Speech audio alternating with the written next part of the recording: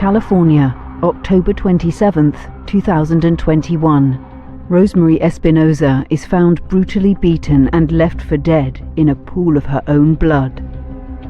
A neighbor that lived across the street saw a dark SUV type vehicle speed off going eastbound from the residence at a high rate of speed. Immediately when I arrived, I vividly remember seeing the driveway. There was what appeared to be tire tracks and blood, so we knew right away that we had crime. I just was driving really fast to get to the hospital because I didn't know if she was still alive. Despite the efforts of the emergency responders, Rosemary is beyond saving. It was really hard that day. I remember it was a lot of emotions and it was a lot. Yeah. She was like the glue that kept us together. So when she was gone, it was a horrible nightmare. Every family has their secrets. He was extremely jealous. He had a very bad temper. He was convinced that Rosemary was dating somebody. He was pretty much capable of doing anything to anybody. We needed him to be apprehended as soon as possible before somebody else would get hurt.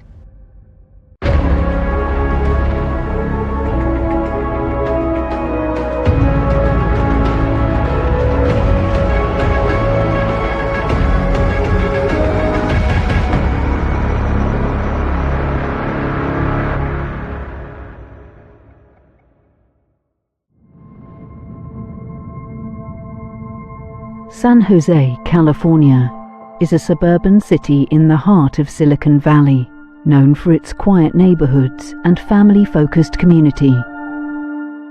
San Jose, suburb of San Francisco, it's sort of a great microcosm of a lot of these big counties in Southern California. There's like the top 28 biggest counties, Ventura, San Jose. They all share these similarities of you're just outside the city, so it is kind of a calm or a calmer life. It's very suburban, it's very working class. We do have a lot of outdoor activities, parks, beaches aren't too far away. We have people from all walks of life, from every culture, that live in San Jose. One of the safest big cities I have ever been in, which is nice, relatively clean as big cities go. It's different. It's Silicon Valley.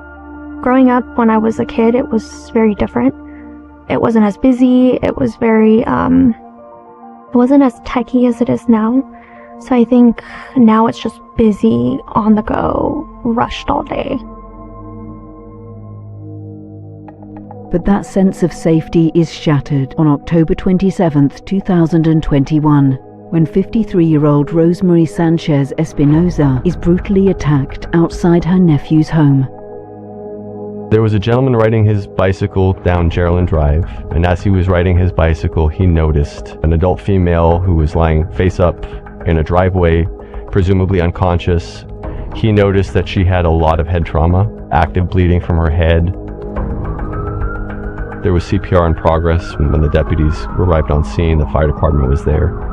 Our emergency medical services were there rendering aid.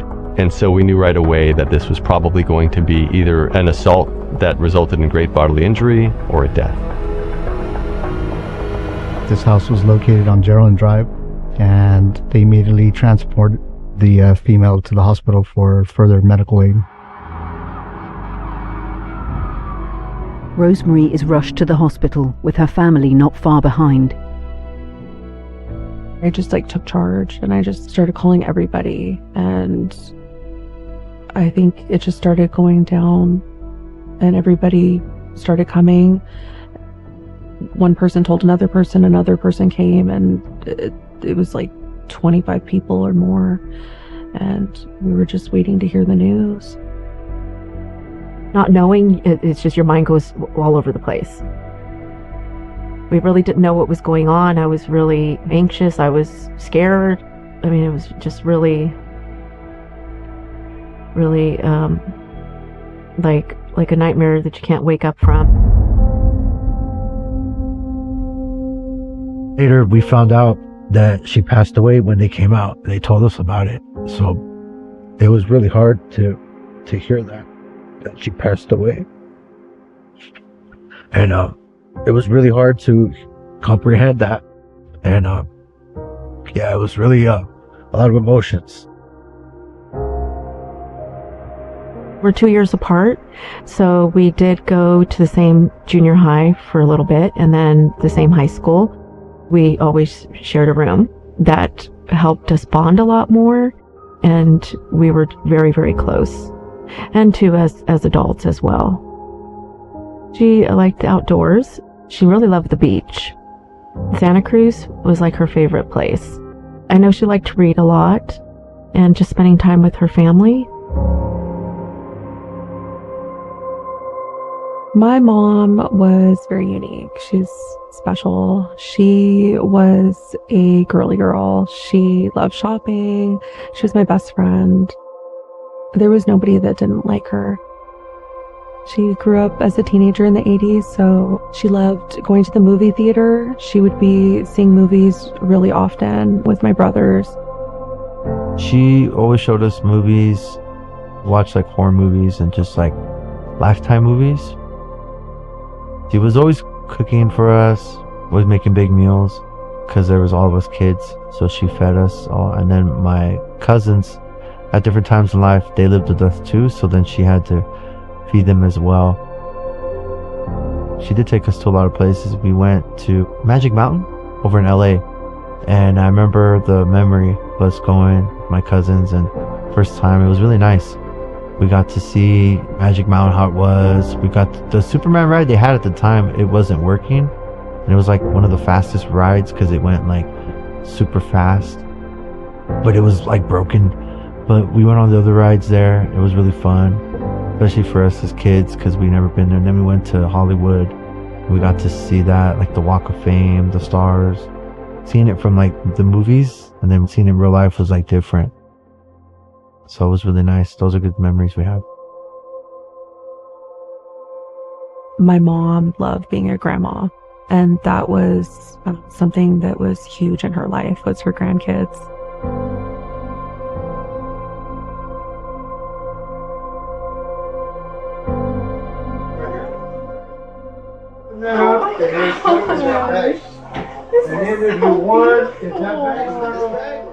My greatest memory was her taking me to church as a kid, and I hated it. I didn't want to go, but I just loved spending time with my aunt, so I just remember being in the car listening to oldies or gospels.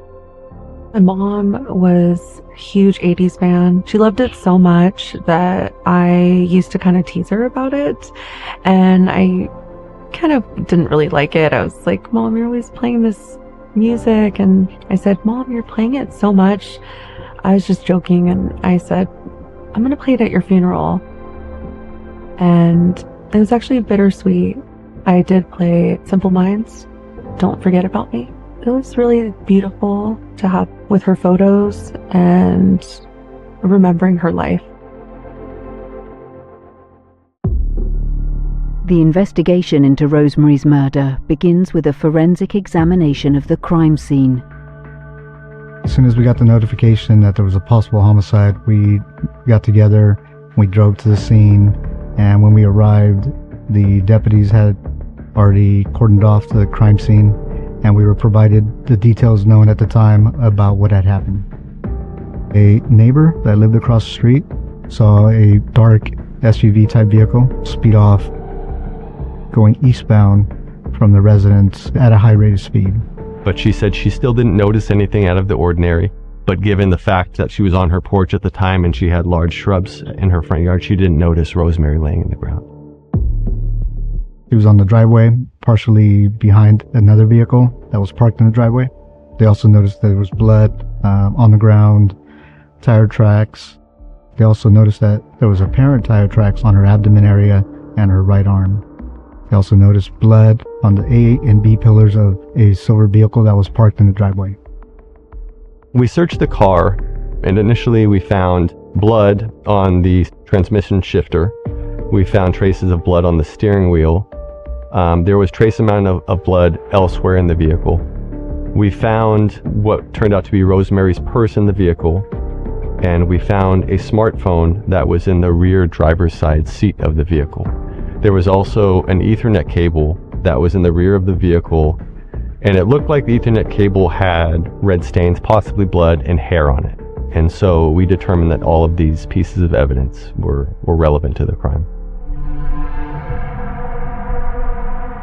As detectives begin to question Rosemary's immediate family, it becomes evident that estranged husband, Ignacio Espinoza, has a history of violence towards her.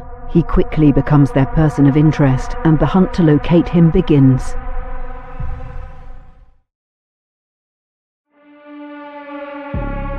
In October 2021, police in San Jose, California, are investigating the murder of 53-year-old Rosemary Sanchez Espinoza, who was severely beaten and later died from her injuries. It doesn't take long for investigators to identify a prime suspect. During our follow-up investigation, we learned that Rosemary was married to Ignacio Espinoza for many years, and they had children in common, but they had separated because of a long history of domestic violence. From the initial investigation, we went off the evidence that was at the scene, the blood that was located in and around the body of Rosemary Espinoza, the apparent tire tracks on her body, apparent tire tracks leading away from the scene, and the blood on her vehicle. And additionally, we followed up on the information that was provided by the family. At the scene, Ignacio Espinoza, his sister, was the person that owned that residence, and his relatives lived there. Deputies contacted the resident of that house.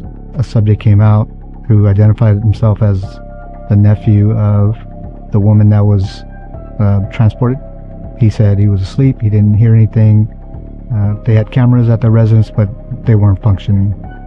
He was aware that Rosemary and Ignacio were having marital issues, that there was a history of domestic violence between the two, and that Ignacio had gotten drunk the night prior and had asked him to set up a phone call with Rosemary, asking her to come to the residence.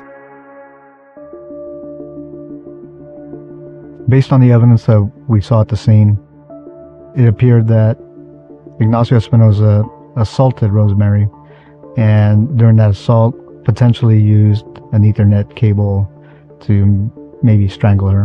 And it also appeared that she was also assaulted outside her vehicle, because she was found directly behind her vehicle partially on the sidewalk and driveway, and she was beaten.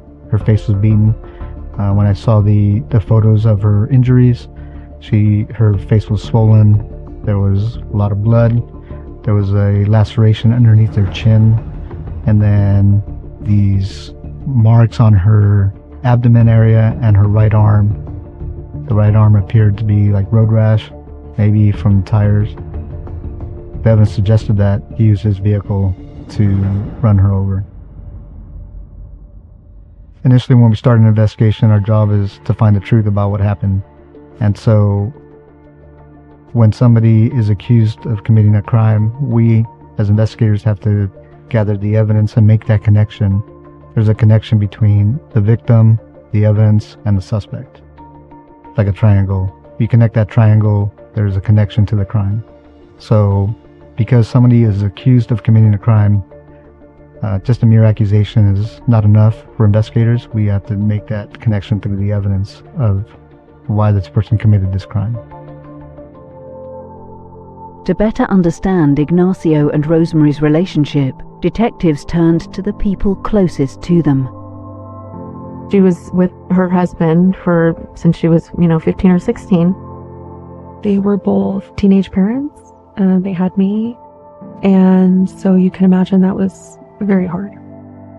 Since they were so young, there was so many struggles, and they were, very immature, and they had 4 children together. And it was a lot of, I think, splitting up and getting back together, and just kind of like a roller coaster of a relationship. But they did end up getting married.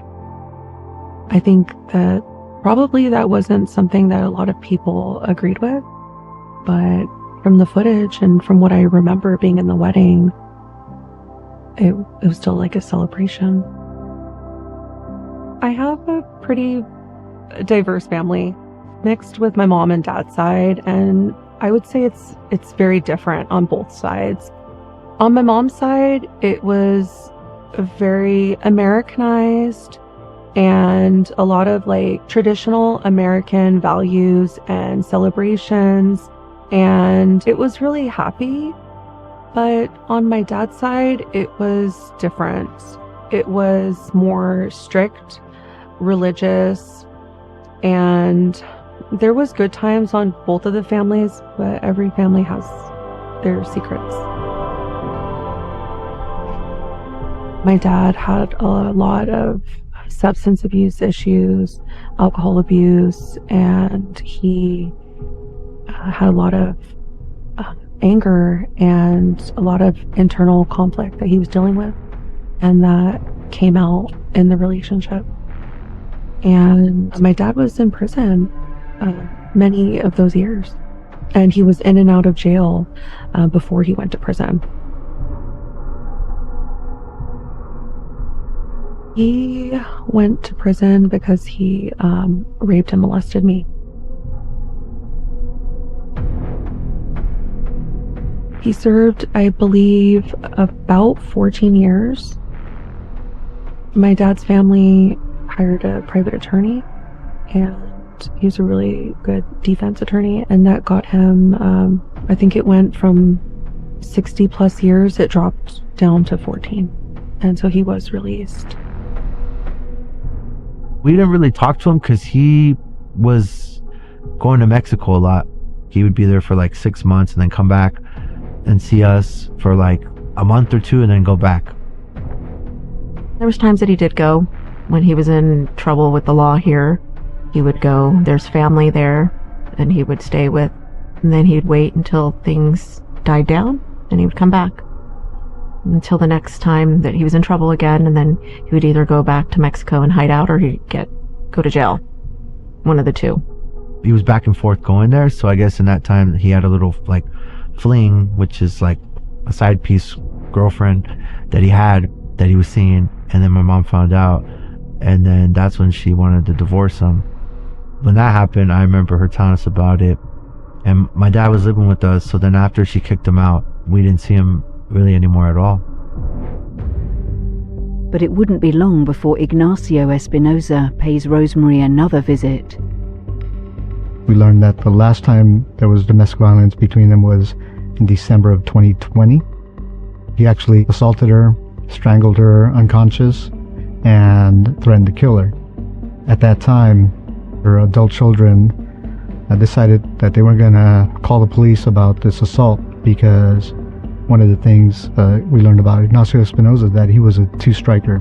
And they knew that if he goes back to jail for this, and that's 3 strikes, and the prison sentence would be exponentially, more severe. She told me that he would never do anything to her because he didn't want to go back to prison. And so she said that quite often, but I guess, there was a final straw, and she decided to go do it. I remember when she called me and told me that she finally went and got the restraining order. And I told her, oh my God, thank you. Finally. I just said, you can't trust him. You just really can't trust him. She's finally taking care of herself. She lost a lot of weight. She was feeling more confident. She was very happy. She was just, I think the last year she was alive, she was making really drastic changes, but for the better.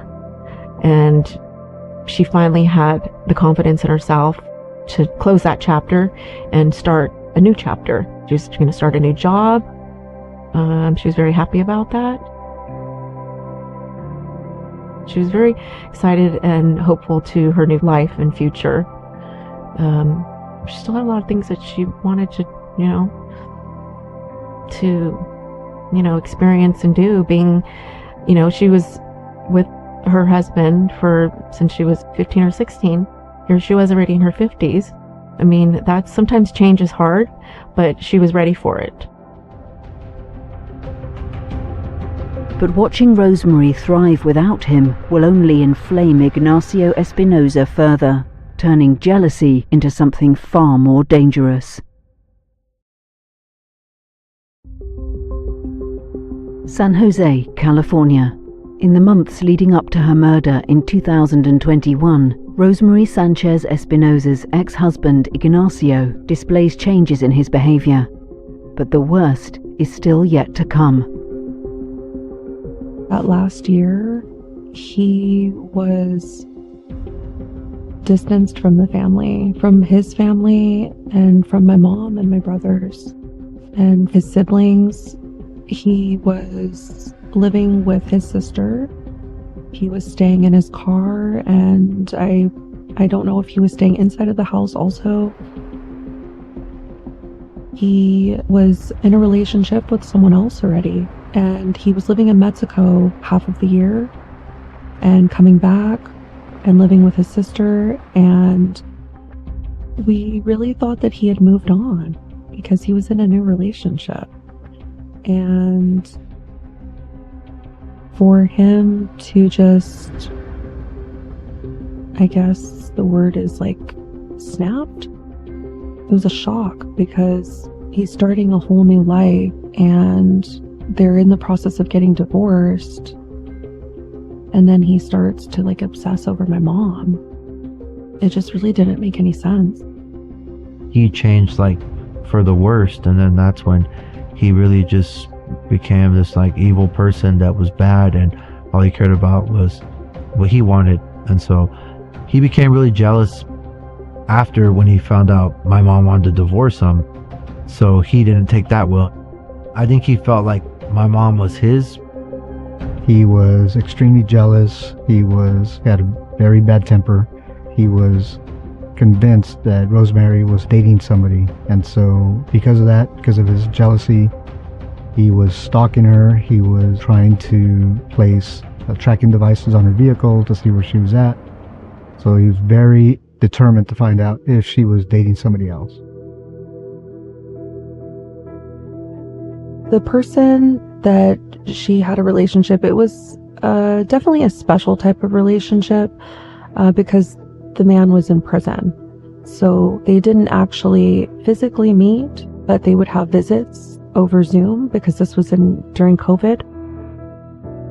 This person actually was a family friend, and my dad did not know. He had it in his head that he thought she was in a relationship, but he didn't know that it was somebody in prison. He just knew that it was someone, but he didn't know that it was this person. He started to have these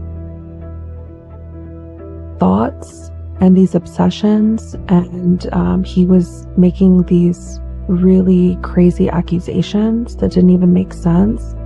And I think maybe it might have been due to his mental health, maybe drug abuse, alcohol abuse.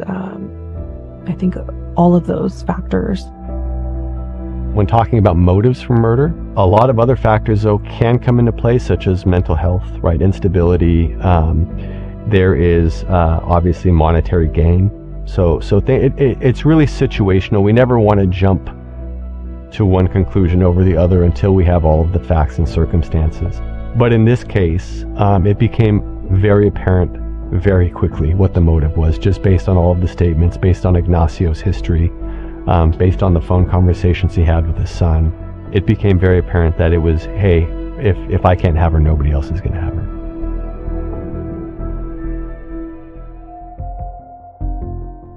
With Espinosa as the clear suspect, detectives turned to his family for information on his whereabouts. Ignacio had basically told all of his family members that we interviewed that he had intended to kill Rosemary if he had found out she was ever dating somebody else.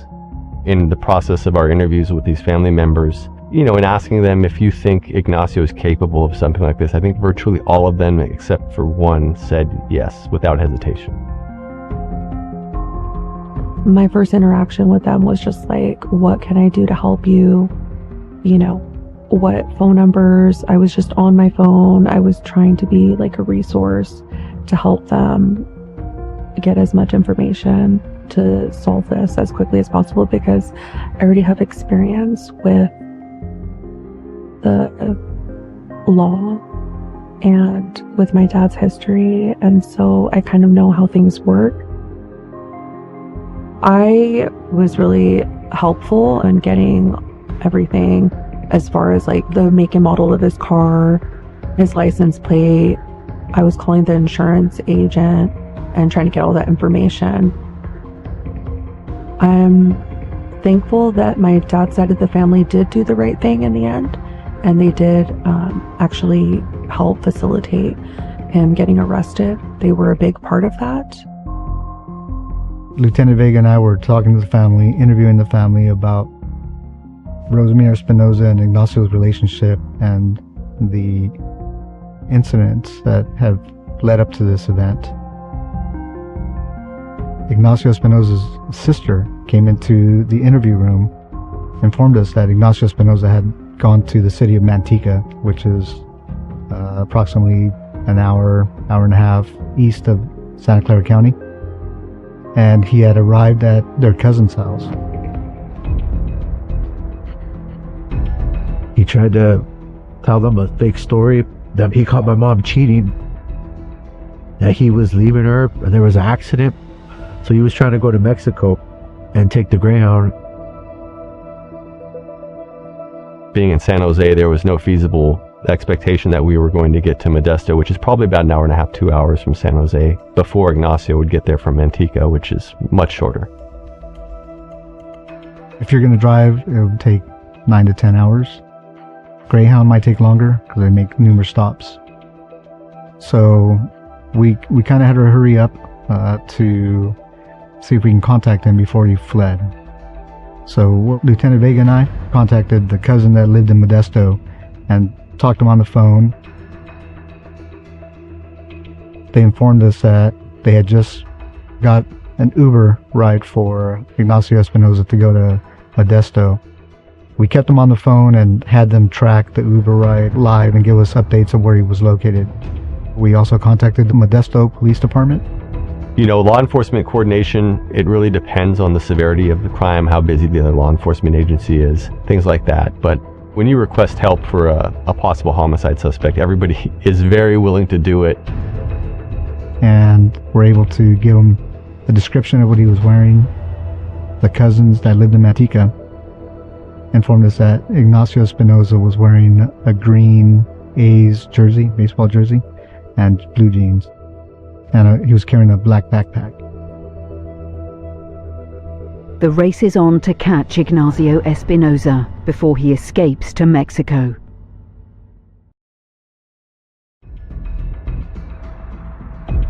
October 2021. Ignacio Espinoza is en route to Mexico to evade justice for the alleged murder of his ex-wife. But detectives are closing in on him. He had a plan to take a bus from the Modesto Transit Center down to Tijuana, Mexico, to flee. He was pretty much capable of doing anything to anybody. We needed him to be apprehended as soon as possible. Extradition becomes very difficult once you leave the country, and it's an entirely different process that we would have to go through. So we would want to intercept him in the United States. So we told them that we have a person of interest in a homicide. Luckily for us, Modesto had an undercover police unit at the transit center as he arrived, and so they were able to intercept him very quickly. He was detained by Modesto PD. He was arrested and taken back to the police department there. When we got there, we asked him, hey, do you know why we're here? We read him his Miranda rights and everything. And he said he didn't know why we were there.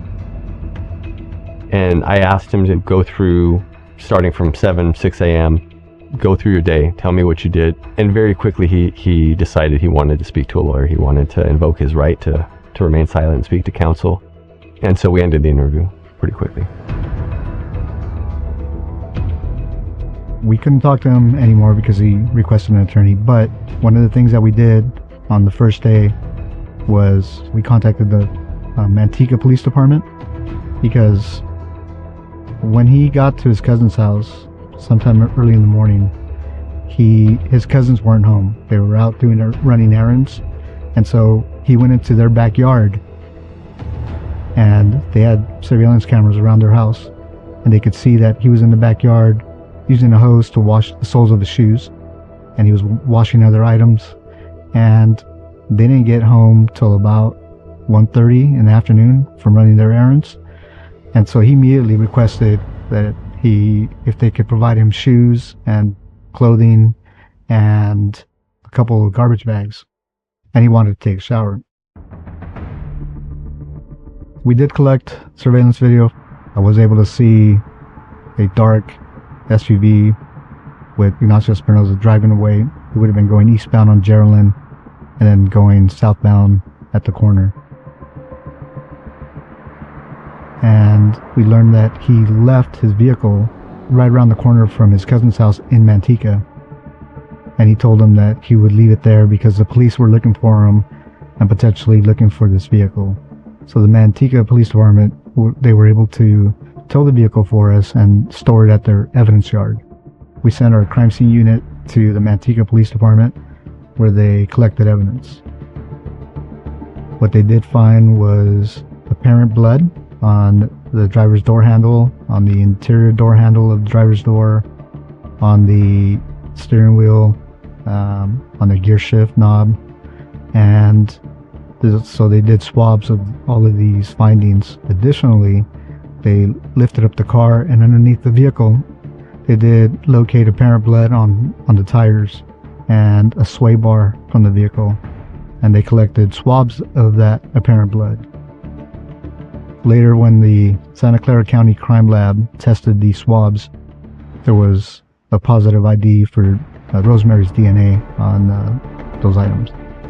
So all of that physical evidence, all of the circumstantial evidence we have, which depicts Ignacio's character, that places him at the scene of the crime, and just the statements that he had told family members regarding wanting to kill her, we quickly determined that he was guilty of homicide. On the 28th of October 2021, Ignacio Espinosa is officially charged with Rosemary's murder, but investigators still need to prepare for the trial. When we were ready to go to this preliminary hearing, Rosemary Espinosa's family showed up, and there was numerous family members that showed up for that hearing. And they actually flew in from different parts of the country just to be there for Rosemary and Ignacio's children, adult children. And when we were about to start the hearing, Ignacio Espinosa decided to plead guilty. He did do the right thing by pleading so that court case didn't have to go farther than what it did. And maybe that was his conscience, I don't know. But I am thankful for that. That was a really good feeling and a relief, but at the same time, it opened up a door to like a year or two of just horror. There was only 3 witnesses. It was just my sister, me, and my cousin. So it was a long process, I remember, and it took a lot out of us. But it was Ignacio's nephew that revealed the vital information of how his uncle set up the ambush on Rosemary. She blocked him on her phone, and that's why Ignacio had asked his nephew to call from their phone so that there could be a message that goes through to Rosemary. He tried to talk him out of it. As I recall, he said that he was drunk at the time, and he said, "Hey, why don't you just go to bed and go to sleep?" He had mentioned that he may have been holding a knife or something like that, and so that was kind of, he didn't really want to push the issue and said, "Okay, I'll do it." And when Rosemary got there, Ignacio was there waiting for her. It's hard to hear the things that were said in court. And also it was hard seeing him, being that close, in the rows next to him, seeing him walk in, walk out. That was very hard, very triggering for me. There was one time where he didn't want to come to court, So pretty much we went there for nothing because they couldn't do anything. And, all of us are taking time off of work, going. And he just says he's not going to go to court. He doesn't want to go. And there was a lot of delays.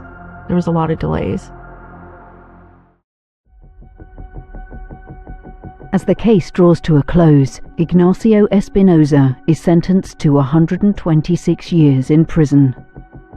126 years would be in addition to the 3-strike rule, right? And so you do get a time sentence for just committing homicide in general. The fact that he was a 3-striker, you're going to get more time because of that. And then the weapon enhancement, you're going to get additional time. That means for the rest of his life, he's going to die in prison. And so there's no possibility that he's going to get out. He's already tried to appeal the case once, and it was denied. He's going to spend the rest of his life in prison, what's left of his life, because he's an older man. He's going to die there alone. I think it is a fair sentence. I mean, others might say different, that he, maybe deserves death because of what he did, but I feel like he should stay there for the rest of his life alone by himself with no family, no visitors, no phone calls, nothing, letters, nothing, and until he dies. It was hard, but it was good because we finally got justice, and it was what we needed. While the sentence of Ignacio Espinoza ensured he would never be free again, true closure remains elusive for Rosemary's loved ones. I'm happy with the sentencing, but I don't really feel like there's closure. I found out that there's a law in California, and he actually has a chance to get out on parole because he's a senior, and after you serve a certain portion of your sentence, and if you reach a certain age, you do have a chance to go up for parole, even if you've killed someone. Some days I do feel like there's closure, and other days I don't. I thought that, after going to the courts, I went to every court date, and I thought after that's what I would need to hear and be a part of to have closure, but I don't think I have closure myself. Solving this case would not have been possible without the incredible work of the police force in San Jose and beyond.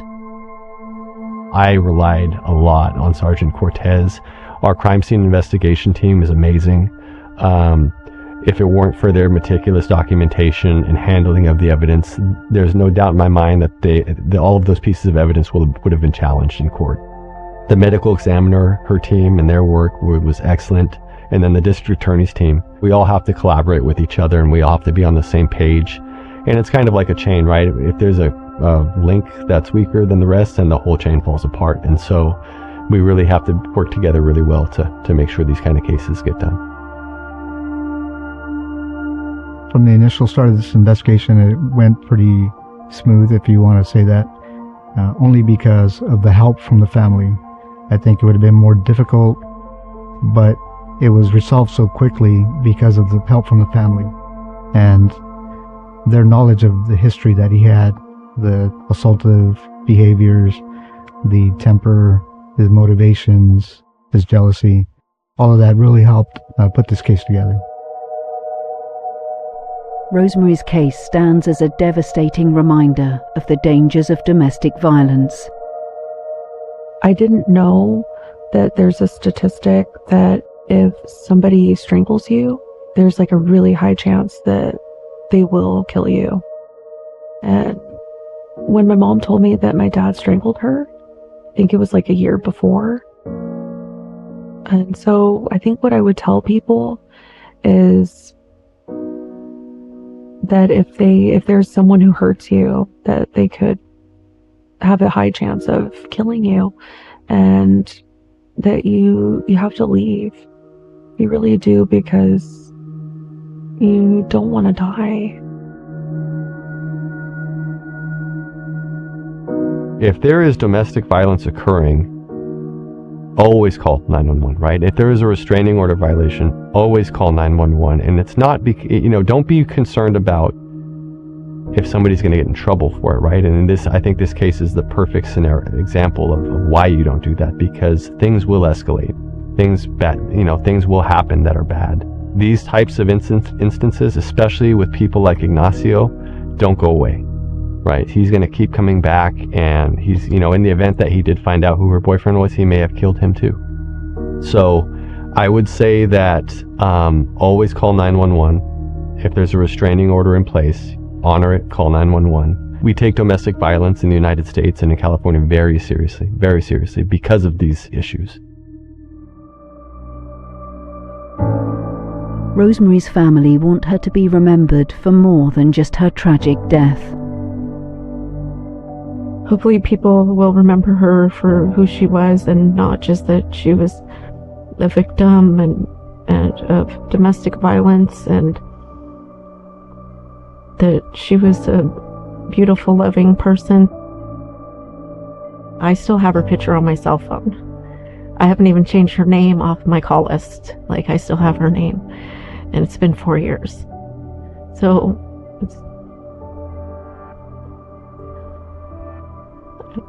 to me, that's how I keep her memory alive. It's I know if I, take her picture off my cell phone or my iPad, that I'm gonna forget about her. So, it's I need to keep it there so I can see it every day. To me, that helps me keep her memory alive. She did a lot of good work, and she cared for people, and she helped out a lot of people, and I think that's the things she'll be remembered for the things that she did in her life. And I think that speaks volume about the person who you are. She was a wonderful woman. Everybody loved her. There was never anybody who didn't like her, and yeah, I love her, and she's missed every day.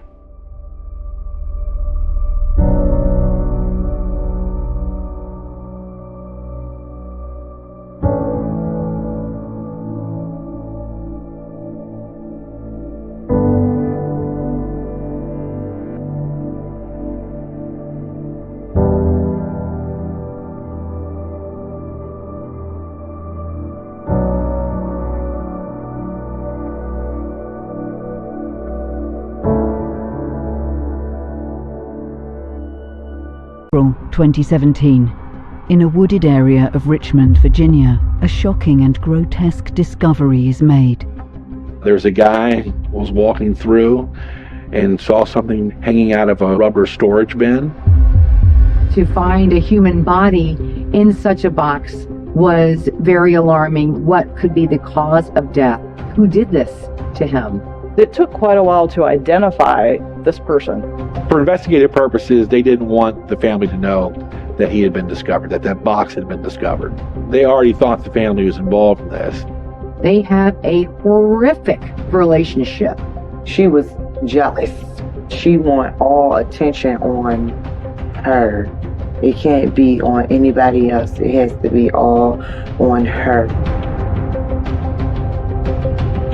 He was wanting to let her in. She definitely used that against him. This is the story of Martre Coles, just 19 years old and savagely murdered at the hands of a green-eyed killer.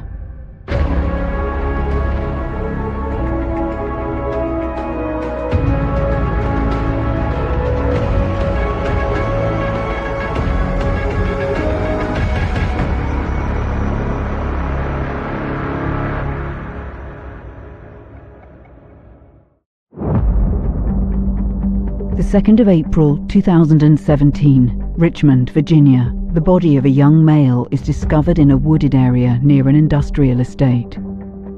There's a guy that was on lunch break, decided to go for a walk, was walking through and saw something over by an electrical box in the woods that had something hanging out of it. And that's what triggered him to walk towards it. When he got closer, he realized that it was a shoe hanging out of a rubber storage bin. Hesitantly, he went over and investigated himself, and when he pulled the top off, inside was a body. The way it was described to me is that he was basically folded up like an accordion inside that, small rubber box, and his shoes were hanging over the lip of that box. That's what obviously got the attention of the guy, and that's why he called 911.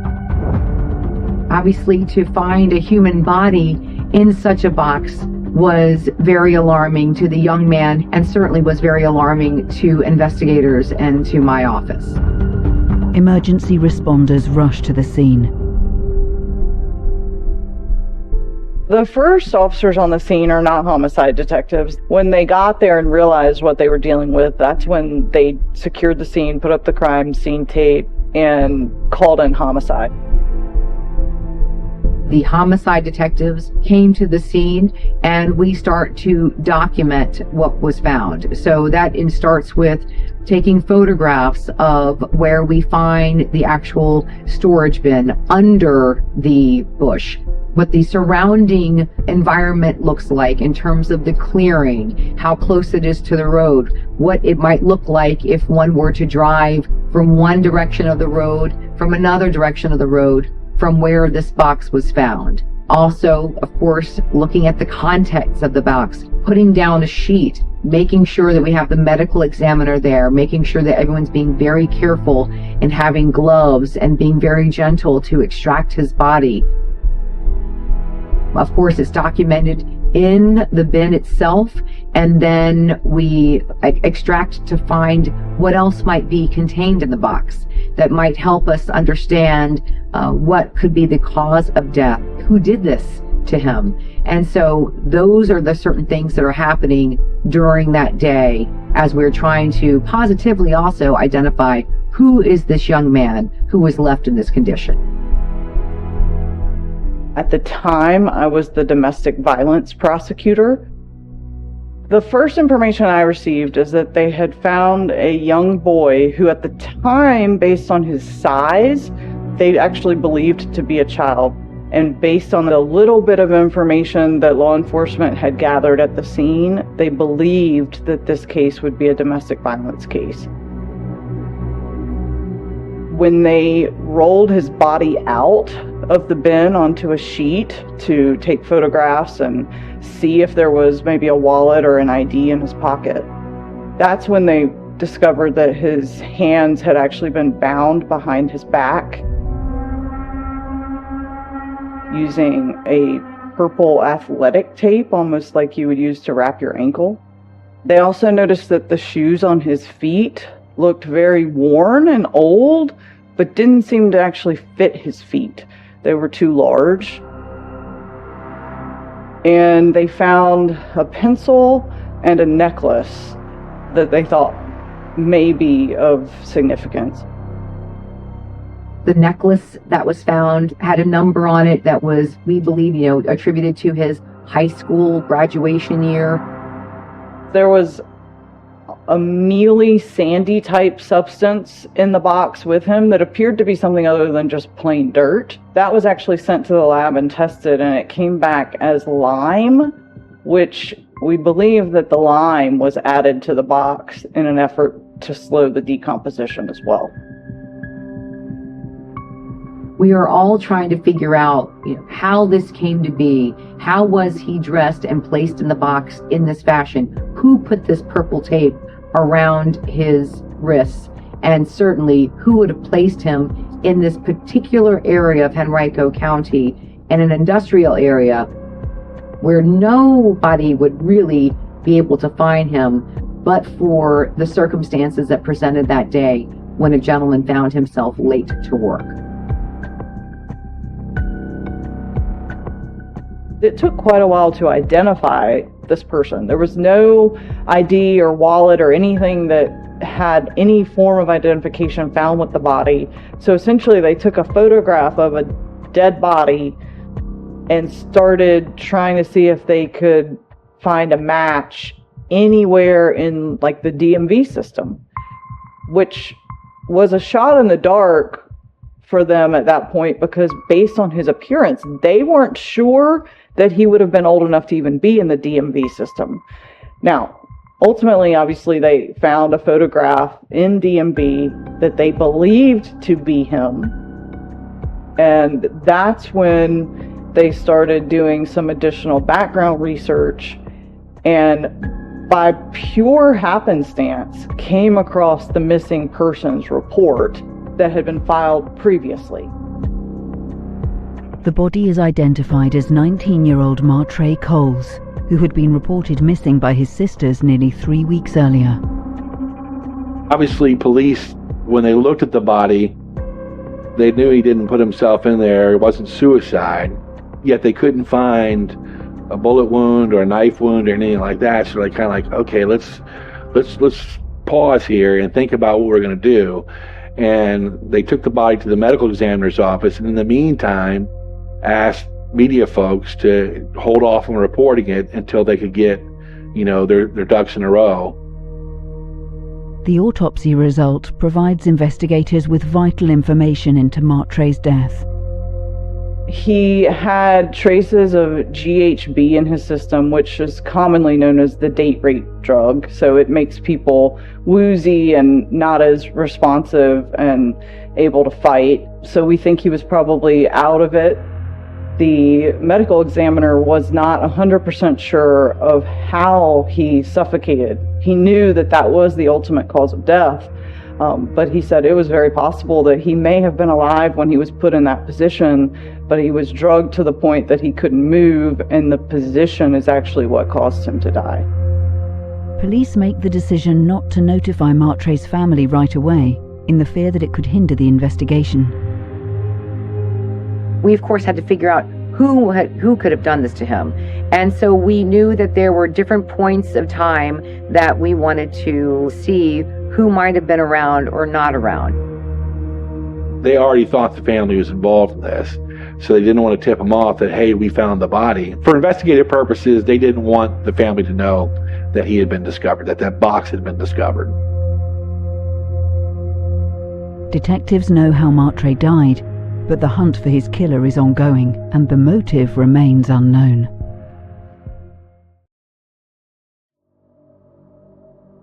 The 2nd of April, 2017, Richmond, Virginia.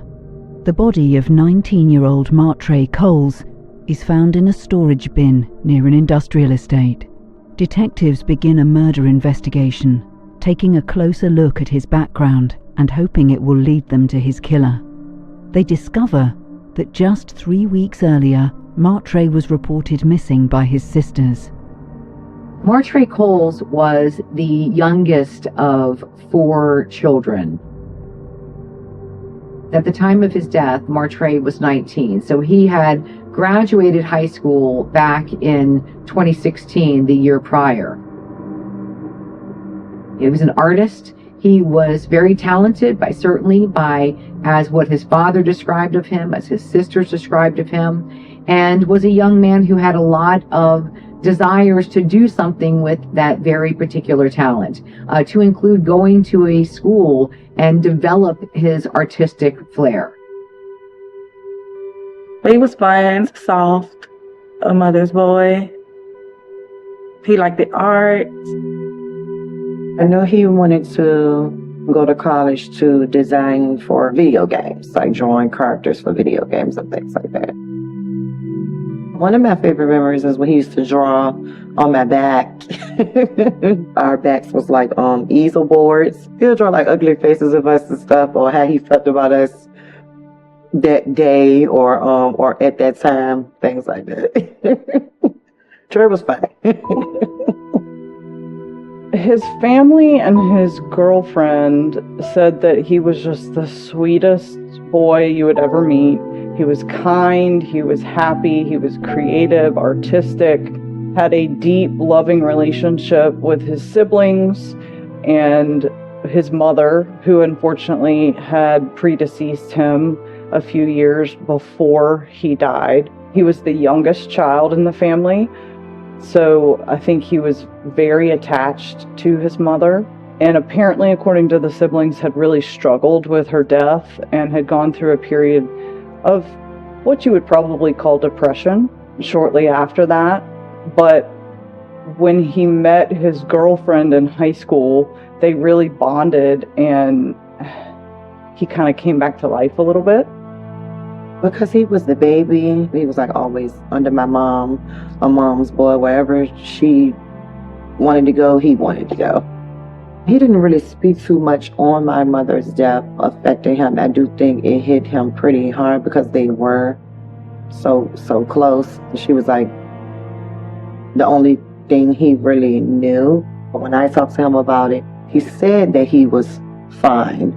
But I don't think he was. I think he was kind of lost after my mom passed.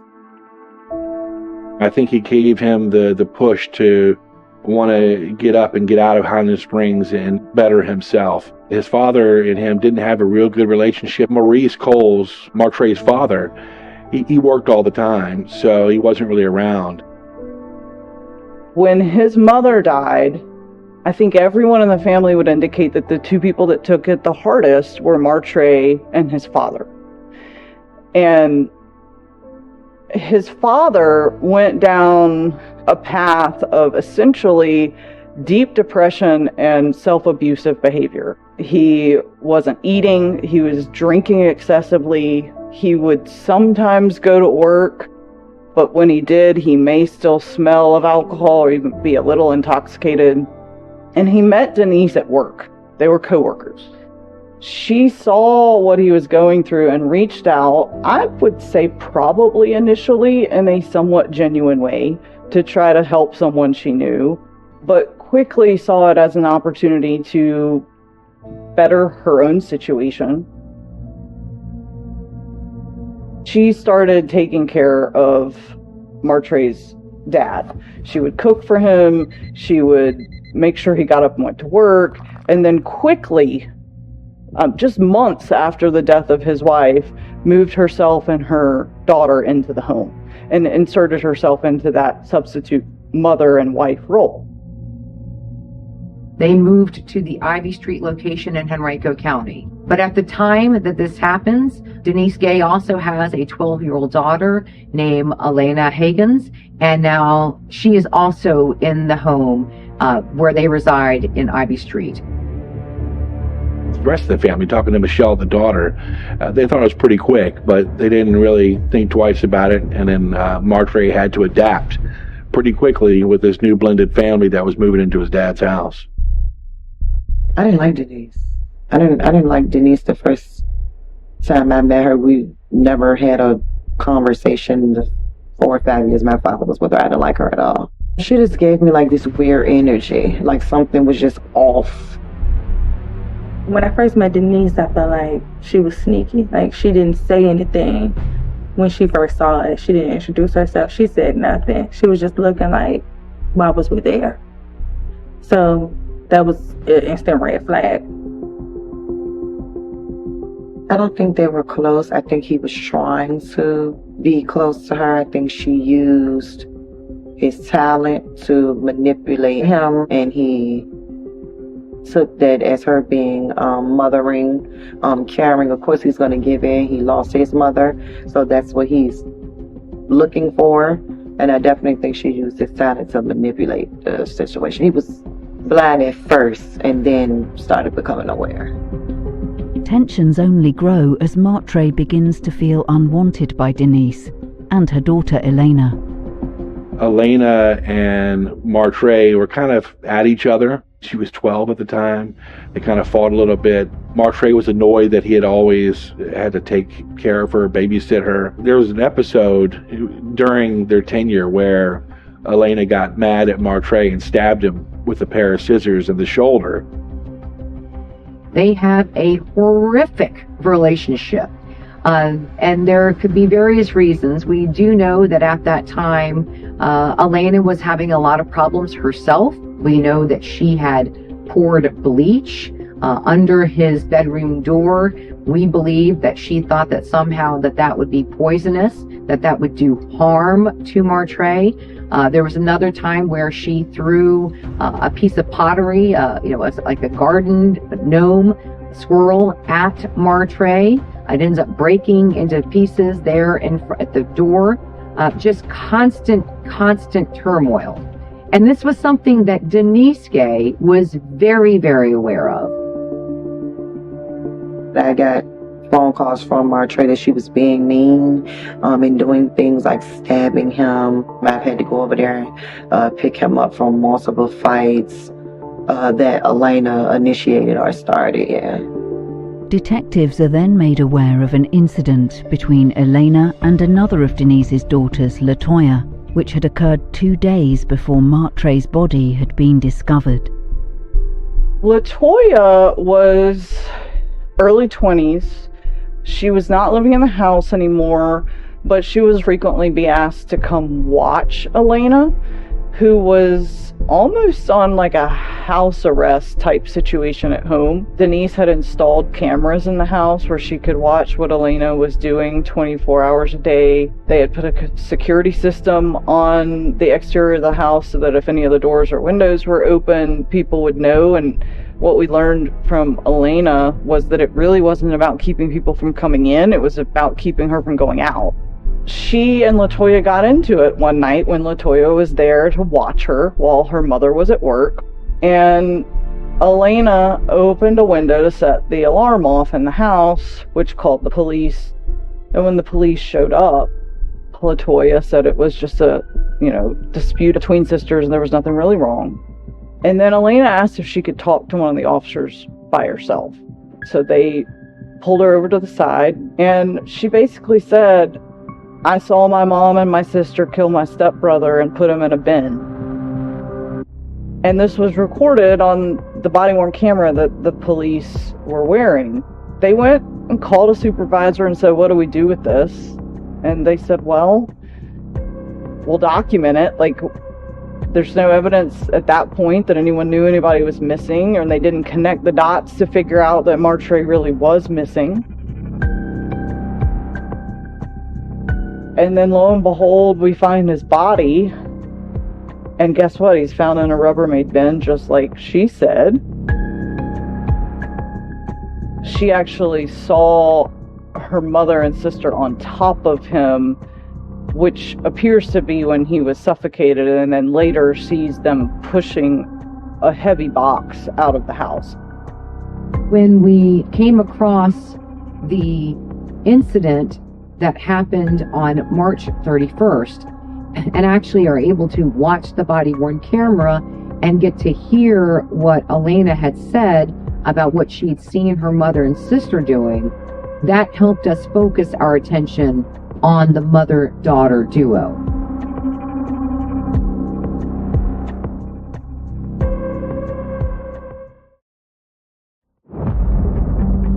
On the 13th of March 2017, in Richmond, Virginia, 19-year-old Martray Coles is reported missing.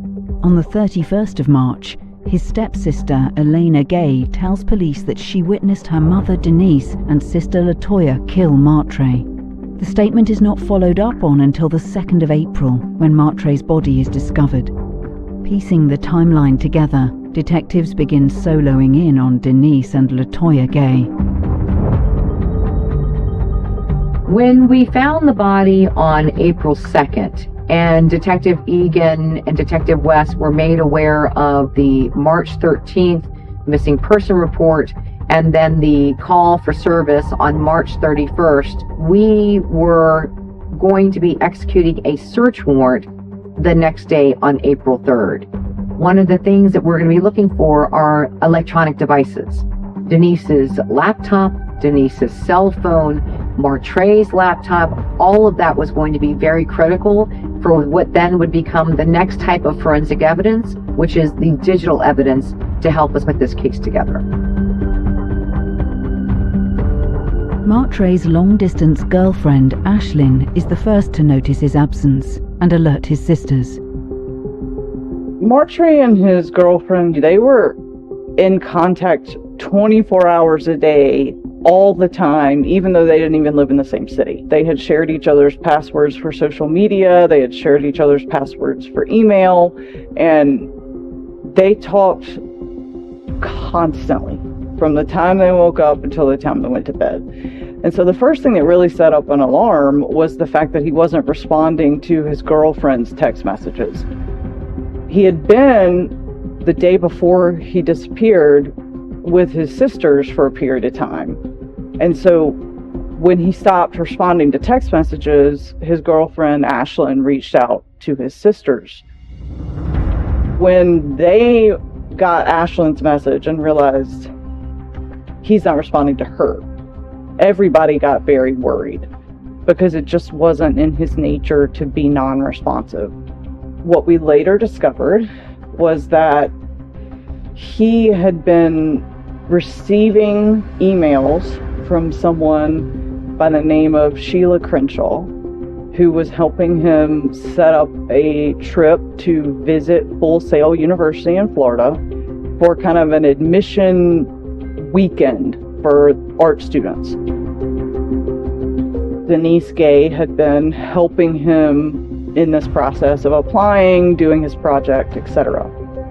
So initially, when people started asking why he wasn't responding, Denise Gay's answer was, well, you know, he was supposed to be going out of town to visit Full Sail University. But then they started saying, well, things just didn't really add up.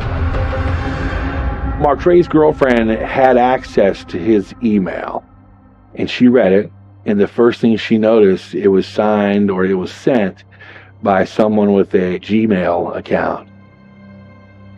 And she's like, this is not right, because if it was legit, it'd be sent from a .edu account, and that was an automatic red flag for her. So she started asking questions, and then she started telling what she found to the sister, who then the sister came over to ask questions of Denise and company. When we went over there, Denise and LaToya were coming from the back of the home. And like unison, like I would see them together, but it was like a unison. I instantly knew something tragic had happened. Another thing that was off was me and Denise, we never spoke. We never talked, not even from when I initially met her. We never had a conversation. And she was trying to be manipulative, talking to me, conversing with me as if me and her were best friends. That behavior alone was weird and just strange. And I meet Elena in the hallway. She just gave me this look, basically letting me know that Denise and LaToya had did something. So when I walked back up to the front, I was about to approach LaToya, and she hurried up and grabbed her things and she runs out the door. I walked to the back, and that's when I saw the laptop thing that he used to like to walk around with. And I'm like, where did you say Martre went again? And she was like, oh, he took all his things. And I don't even think she noticed the laptop was right there. She's like, he took his laptop, it's okay. And I was like, I'm just going to inform you right now that I'm going to the authorities. If Martre does not pop up within 24 hours, I will be pressing charges and making it very known that you were the last person to see him. I just want you to know.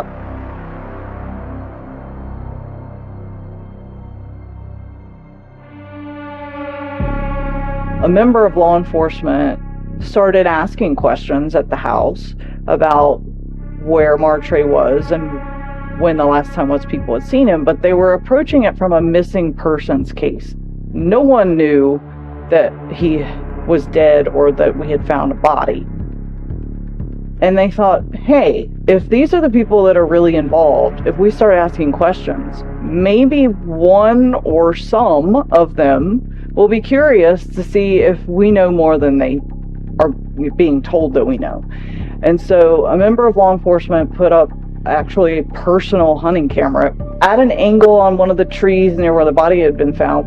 And lo and behold, it didn't take long for us to catch footage of a vehicle that matched the description of one of the vehicles owned by the family that would be driven by either Martre's father or Denise on a fairly regular basis.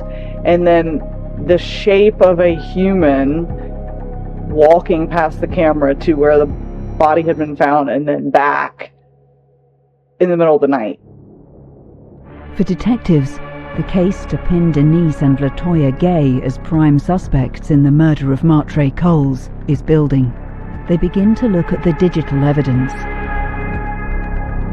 One of the things that we discovered when we got all of our digital evidence back from the FBI was that Denise was so controlling and manipulative of a person that she monitored everything in her life, including her bank accounts. We had access to her email accounts, her cell phone records in terms of her movements through GPS. She had set up her bank accounts so that every single time any transaction above the amount of $2 occurred, she got an email sent to her telling her that that had happened and where it had happened and how much it was and what day and what time. We found that we could trace through her GPS and her emails her whereabouts for much of the time between Martre's disappearance and his body being found, including purchases at Goodwill. And our theory was that they bought shoes at Goodwill to put on his feet because they realized he didn't have any shoes on. We also knew that they probably didn't put Martre's body where it was found initially. We traced that they actually made a stop at a different place in the woods for about 10 minutes the day that he went missing, and then returned to that spot and went to the spot where the body was found. In this case, we were able to trace Denise Gay's phone to that location at the exact day and time that we had photographs of a human walking over to where the bin had been found and back. And so when we pieced everything together, while in court you cannot say Denise Gay was the person walking, we could say Denise Gay's phone was there and there's a human there. Who do you think it was? On the 10th of April 2017, 8 days after Martre's body was found, Denise and Latoya Gay are arrested and taken in for questioning. She completely denied it. She said she didn't know anything about it. She didn't do anything. Then she just stopped talking. We know what happened. And you know what happened. And you know that we found him. We know that. What happened? That's what we want you to tell us. But you're saying that you know what happened. We do. What happened? You killed him in your house. Interestingly, her daughter Latoya had one of, to me, the funniest responses to being asked about murder that I've seen in my career. Law enforcement arrested her in South Carolina based on our warrant, and then the detectives on our case drove down there to try to interview her with the goal of hoping that she would basically testify against her mother. And when the law enforcement officers from Henrico said, "We're here to ask you about a homicide, you're being charged with murder," her response was, "The warrant's for me?" It's a little bigger than the police coming to the house and you having to come out there. I mean, there's a murder warrant for you. For me? Why is it for me? She didn't seem surprised someone was charged with murder. She was just surprised she was charged, which I thought was kind of interesting because it was almost an admittance to the fact that her mother did it. Both Denise and Latoya Gay deny all claims that they were involved in Martre's murder, but the evidence strongly indicates otherwise. Detectives now need to use the evidence to build a case for court if they are to obtain justice for Martre. On the 10th of April 2017, Denise Gay is arrested and charged for the murder of 19-year-old Martre Coles, based on mounting digital evidence and a statement from Denise's own daughter, 12-year-old Elena. So in investigations in Henrico County, normally they just get you something to hook you up with. So it gets you no bond and they can further the investigation. I think in Denise Gay's case is they hooked her on second-degree murder charges and maybe some other charges that were outstanding with hopes that she would not get a bond, which she didn't. And then their detectives could still work on it while she was incarcerated.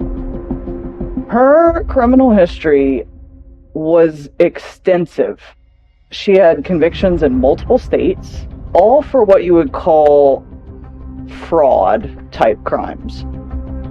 We looked at her as someone who was seeking out this companionship, manipulating Maurice Coles, for lack of a better term, and we described her as someone who essentially was a narcissist. Police finally inform the family of the death of their beloved son and brother, Martre. I was getting ready for work, and they called and they said, "Can we stop by your house? We just want to talk to you." And I was like, okay. So they came over and they told me they found Martre. And I'm like, oh, okay, where he at? That was I don't know why I was like, where he at? And it was like, I just lost it. I couldn't even hold my emotions no more.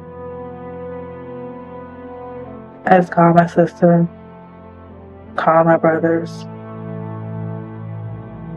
and then everybody just came over. They said they had a suspect in custody, and I'm like, I already know it's Denise, but who? And she was like, Denise, and she was like, we have a second suspect. And I said, who? LaToya.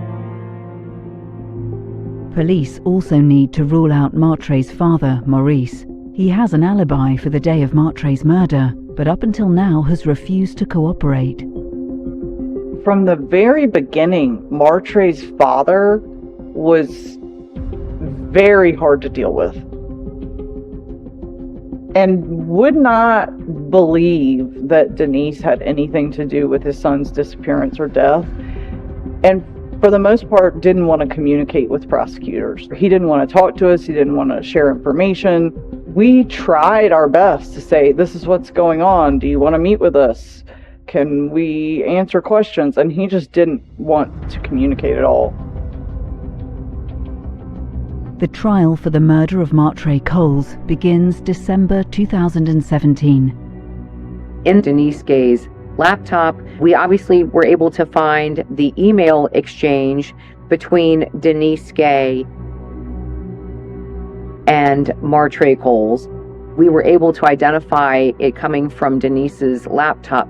We were aware of a VPN device that was used in order to try to, throw off the fact that where it was being used at the time, but we were still able to put that all together because we knew that Denise Gay had made that purchase of a VPN. There were certain searches about how to suffocate someone using lye, which was very important when we were talking about what was ultimately found on the body, which was lime. Lye could actually hasten the decomposition of a body, whereas lime would slow it down.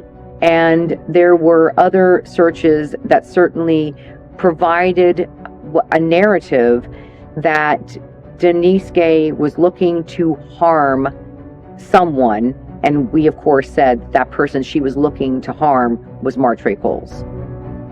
We tried Denise and LaToya together as co-defendants at the same time. They were both charged with conspiracy to commit first-degree murder and first-degree murder. And the jury came back unanimous on guilty for conspiracy to commit murder and hung on first-degree murder. The only possible explanation that any of us ever came up with was that there was somebody on the jury that knew the punishment for first-degree murder, and they just didn't want to make somebody go to jail for that long. With the jury deadlocked, a retrial is scheduled for April 2018. Finally, Martre's father, Maurice, begins cooperating ahead of the second trial. I think he finally accepted the fact that Denise killed his son. During the first trial, He was a witness, but he was a witness for maybe 5 minutes. He was then allowed to sit in the courtroom and watch the entire trial. And he did. After the case ended, he had a phone call with Denise while she was still at the jail that made it very clear to us when we listened to it that after watching that trial, he realized that she was not who she had pretended to be, that she had manipulated him and everyone else that he knew. And he probably at that point believed she really had killed his son. And I think when he realized that and he saw that she had not been convicted of the homicide, but just the conspiracy, that he decided if there was anything he could do to help put the person that killed his son in jail for as long as possible, he was going to do it. And he called and was like, what do you need? And we specifically said, do you know where her phone is? We asked because we wanted it. He gave us Denise Gay's purse, which had her actual cell phone in it, that had been locked in the trunk of her car the day she got arrested. So it still had on the phone itself all of the content for all of her text messages. No one had gone in and touched it. The second time we tried the case, we had all of the messages back and forth. We had communications between Denise and LaToya about the house being searched, about it's not there, that happened to coincide with the exact time that the phone is located where the body was, and we have a human walking past the camera where the body was. So we had evidence that LaToya and Denise were communicating with each other at very important times, and now the context of what they were actually saying to each other. And we had layers of evidence at that point, not just their location, but also what they were saying to each other. And that became really important. Denise Gay is convicted of first-degree murder and is sentenced to life in prison for the killing of Martre Coles. In a separate trial, LaToya Gay is sentenced to 30 years in prison for her role in the act. We believe that they gave LaToya the absolute least amount possible because they saw what we believe to be true, which was that LaToya did this because her mother had that level of influence on her.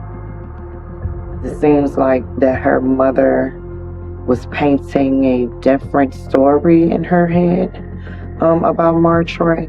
She definitely was trying to manipulate her to basically do her dirty work.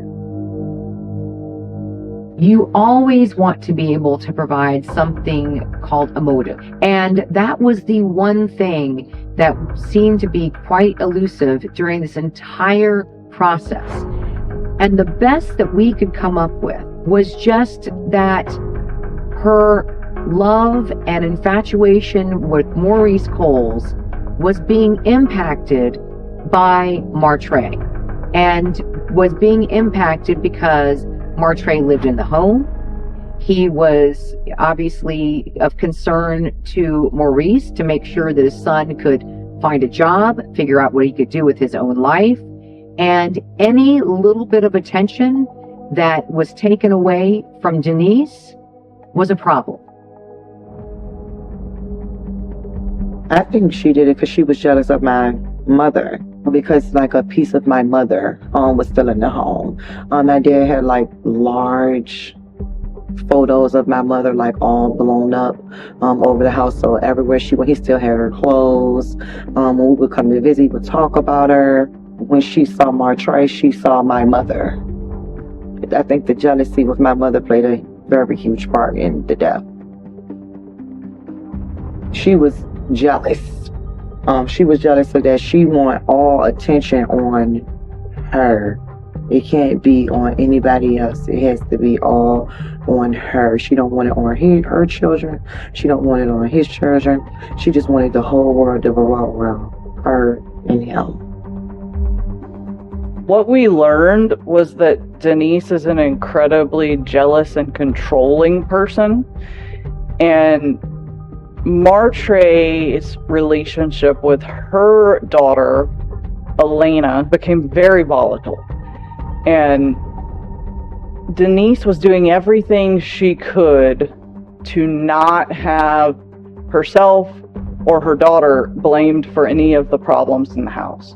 And so I think she was looking for a way to get rid of Martre in a sense, in a way that would make sense, that was explainable. And she saw the college as a strategic way to explain the absence. She was very understanding, very smart, very intelligent, and she definitely used that as a weapon. The vulnerability, how sweet he was, wanting to let her in, she definitely used that against him. The fact that there appeared to be no reason that this young man was killed, and how sad it was that he essentially was thrown away like trash. Everything we learned about him was that he was just a genuinely good person that everyone liked. And the fact that his father brought someone into his home that by all accounts we now actually believe he truly trusted and thought was doing something positive for his family, and then she killed his son for basically no reason other than, I'm not getting what I want out of this. And that's horribly sad. He was very talented. And the personality that they shared that he had, and the skills that I saw that he had, I think he'd be living a wonderful life, adding creativity and happiness to the world. And the only saving grace that I take from any of this is that I know that he's been reunited with his mother.